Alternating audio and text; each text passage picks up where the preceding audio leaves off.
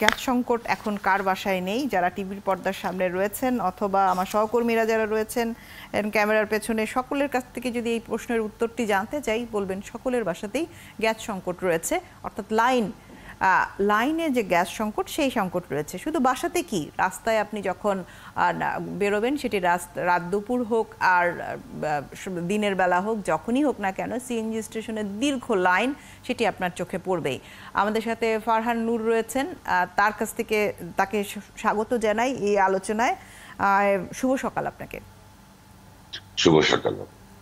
প্রথমেই আপনার কাছ থেকে জেনে নিই, আপনার বাসায় কি গ্যাস সংকট আছে? জি, আমার বাসায় গ্যাস সংকট আছে। গতকাল মাত্র একটি ডাল রান্না এবং ভাত রান্না করতে করতে বেলা 3টা বেজেছে। 2 ঘন্টা লেগেছে। আপনি অনেক লাকি যে আপনার বাসায় ভাত এবং ডাল দিনের বেলায় রান্না করা যায়। আমাদের অনেকের বাসাতে দিনের বেলা কোনো গ্যাসই থাকে না। আপনি আপনার বাসার অবস্থা এরকম, গাড়ির কি অবস্থা? রাস্তায় কি আপনি সহজেই গাড়িতে গ্যাস ভরতে পারেন? আসলে না, গাড়িতে গ্যাস ভরার অবস্থা বর্তমানে নেই, কারণ আপনার লাইনে যদি প্রেসারই না থাকে সেই ক্ষেত্রে আপনি গ্যাস পাবেন কিভাবে? লাইনেই তো গ্যাস নেই, সমস্যা তো সেই জায়গাতে। আর সবচেয়ে বড় জিনিসটা আপনার নিউজে যেটা দেখতেছিলাম, যে আপনার যেই লাইন ইয়েতে ফৌজদারহাট এবং আনোয়ারা যে লাইনের ভিতরে একটা অ্যাক্সিডেন্ট হয়েছে, সেটার জন্য যেটা আমরা গতকালকে পেট্রোবাংলার কাছ থেকে জানতে পেরেছি, এই যে ফৌজদারহাট এবং ইয়ের মধ্যে, সেটা তো মাত্র 85 কোটি ঘনফুট, অর্থাৎ এলএনজি টার্মিনাল। হ্যাঁ, সেটা তো 85। আর আগে থেকেই তো অবস্থা আরো অবস্থা তো খারাপ ছিল, তার ভিতরে খারাপের চেয়ে আরো বেশি খারাপ হলো আর কি। এখন জন্ম সনদ দিয়ে খোলো বিকাশ স্টুডেন্ট অ্যাকাউন্ট, নিজের বিকাশ নিজে কর। আচ্ছা, বিষয়টা এরকম, খারাপেরও বেশি খারাপ। হ্যাঁ, আপনি একটা জিনিস যেটা যে খেয়াল করবেন, গত বেশ কিছুদিন যাবতই, প্রায় 1 বছর খানেক যাবতই কিন্তু গ্যাস সংকটটা চরম আকার ধারণ করেছে। কিন্তু এই এলএনজি টার্মিনালের গ্যাস সরবরাহের ঘাটতির জন্য বিষয়টা আরো মানে আমরা এত বেশি ফিল করছি, যেটা মানে আমরা যারা এই খাতে বিজনেস করি তারা তো বিষয়টাকে সাফার করছি, কারণ আমাদের কিন্তু পাওয়ার কনজাম্পশন রীতিমতো হচ্ছে, কিন্তু আমরা প্রোডাকশন করতে পারছি না, যা গ্রাহকদেরকে গ্যাস সরবরাহ করতে পারছি না।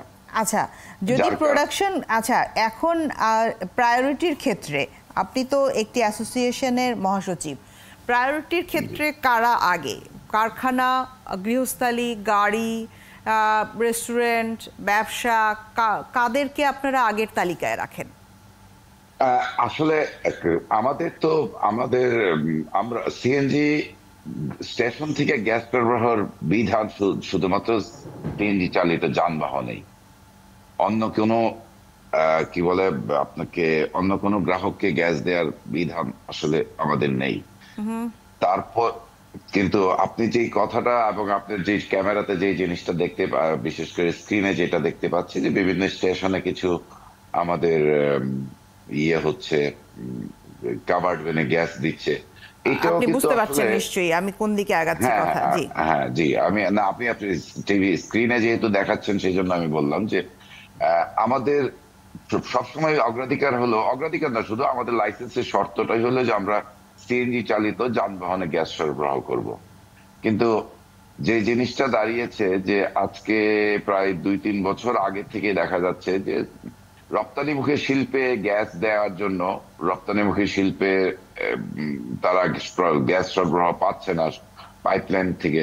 তারা দেখা যাচ্ছে যে আমাদের যেসব স্টেশনে, সাধারণত আমাদের বাংলাদেশে অনেক স্টেশন আছে যে এইসব স্টেশনে গাড়ির সংখ্যা বিভিন্ন কারণে গাড়ি খুব কম ঢুকতে পারছে, রাস্তার ডাইভারশন হোক বা বিভিন্ন কারণেই। না, এই কথাটি আপনি হয়তো বাইপাস করছেন, কারণ গাড়ি ঢুকতে পারছে না সেই জন্য আপনি বোতলে করে ইন্ডাস্ট্রিতে গ্যাস দিবেন, রেস্টুরেন্টে গ্যাস দিবেন, এটি কি তাহলে আইনের মধ্যে পড়ে?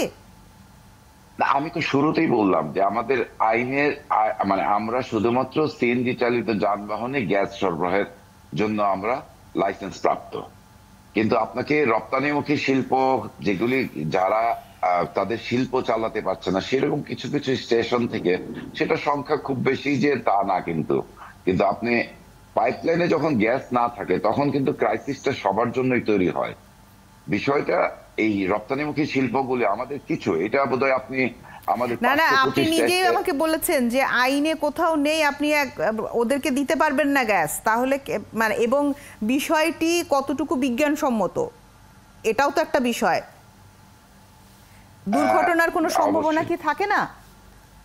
অবশ্যই দুর্ঘটনার, এবং এই ক্ষেত্রে তো বারবার বলা হচ্ছে আমাদেরকে, যখন বিভিন্ন অ্যাসোসিয়েশন গুলি থেকে, বাংলাদেশের গার্মেন্টস অ্যাসোসিয়েশন থেকে শুরু করে বাংলাদেশ বিকেএমই থেকে আমাদেরকে অফিসিয়ালি আমাদেরকে চিঠি দেওয়া হয়েছে আমরা যাতে তাদেরকে এই ধরনের গ্যাস সরবরাহকে সহযোগিতা করি, কিন্তু আমরা সেই ক্ষেত্রে সঙ্গে সঙ্গে পেট্রোবাংলার কাছে সেই চিঠিটি ডেফার করেছিলাম যে আমরা এই পেট্রোবাংলা আমাদেরকে এই ব্যাপারে এখন পর্যন্ত কোনো সিদ্ধান্ত দেয়নি।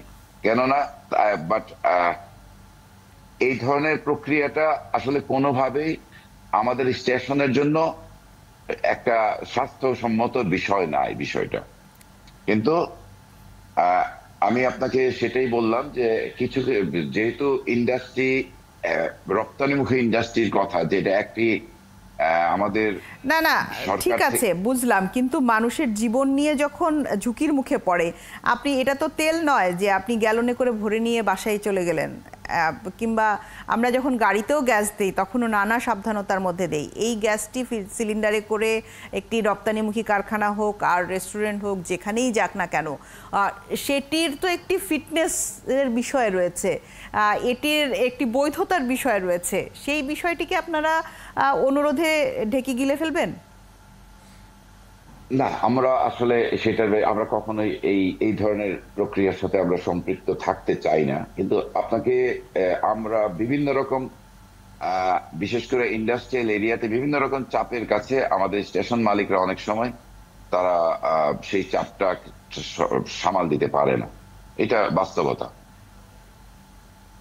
এটা বাস্তবতা। এবার তাহলে একটু ঠিক আছে, যেটা যেই হোক না কেন, আরেকটা বিষয় সেটা হচ্ছে 500 টাকার উপরে গ্যাস পাওয়া যাচ্ছে না সিএনজি স্টেশনে, এটিও কি সত্যি? আর রেশনিং এর ব্যবস্থা? না না, রেশনিং এর আমাদের কোনো রেশনিং এর ব্যবস্থা নাই, কিন্তু বিষয়টা হলো যে আপনার লাইনে যেখানে 15 পিএসআই গ্যাস পাওয়ার কথা সেখানে আমি পাচ্ছি না, 1 পিএসআই পাচ্ছি, 2 পিএসআই পাচ্ছি। আমি কম্প্রেস করতে যদি না পারি আমি আপনাকে সরবরাহ কিভাবে করব? আমার তো একটা স্টেশনের, প্রত্যেকটা স্টেশনের একটা নির্দিষ্ট ক্যাপাসিটি থাকে, তার কম্প্রেসর প্রতি ঘন্টায় কত ক্যাপাসিটি, কতটুকু গ্যাস কম্প্রেস করে সরবরাহ করতে পারবে। এখন আমি 15 পিএসআই প্রেসারে যেখানে আমার গ্যাস পাওয়ার কথা সেখানে আমি পাচ্ছি 1 পিএসআই, 2 পিএসআই। মানে মেশিন যখন কোন রকমে চলছে সেখানে দেখেন আপনি হিসাবটা আপনার কাছে পরিষ্কার যে আপনি 15 পিএসআই তে যেই প্রোডাকশন হবে আপনি 1-2 পিএসআই তো আপনি সেই প্রোডাকশন পাবেন না। তো সেটা যদি না পান তাহলে আপনি কিভাবে আপনি সরবরাহ করবেন কিভাবে? আমরা এই আলোচনাটা শেষ করব। সরবরাহ করতে পারবো না সেই কারণেই হয়তো 500 টাকার উপরে গ্যাস দেওয়া হচ্ছে না, ঘুরিয়ে ফিরিয়ে একই কথা আসে। আপনি কিন্তু আপনি জিনিসটা 500 টাকার উপরে রেশনিং করার সিস্টেমই নাই তো বিষয়টাতে। আপনি যদি লাইন প্রেসারই না থাকে, আপনার লাইনে তো প্রেসারটা ঢুকতে হবে গাড়িতে, প্রেসার যখন লাইনে থাকবে না তখন তো আপনি গাড়িতেই প্রেসারে সেই গ্যাসটা ঢুকবেই না। একটা পর্যায়ে কারণ যখন দেখা যাচ্ছে যে 200 বারে গ্যাস থাকার কথা সেখানে আছে 50 বারে, যখন গাড়ির সঙ্গে ইকুয়াল হয়ে যাবে তখন তো আর গাড়িতে গ্যাসটাই ঢুকবে না।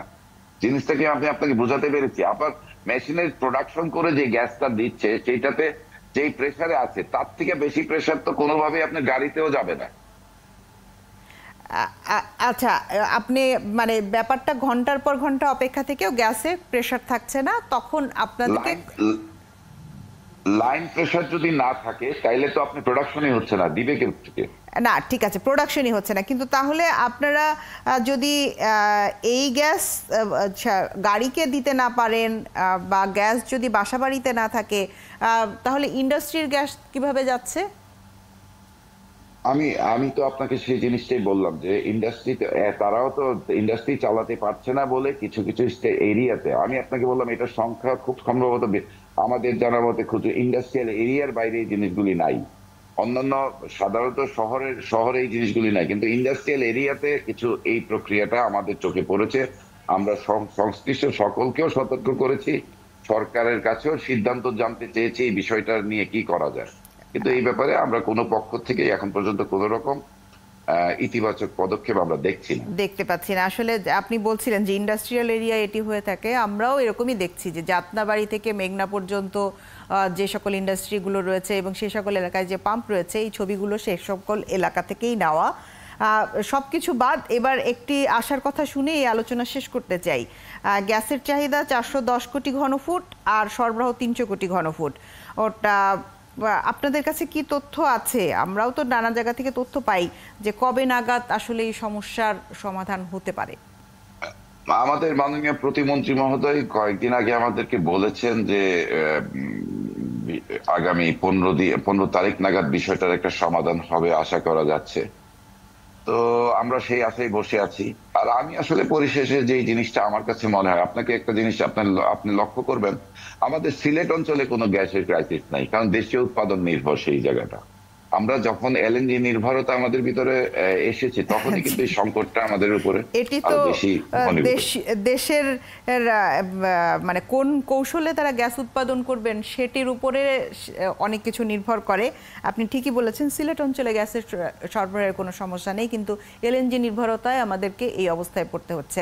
আপনাকে অসংখ্য ধন্যবাদ ফারহান নূর আমাদের সাথে এই সাত সকালে যুক্ত হওয়ার জন্য।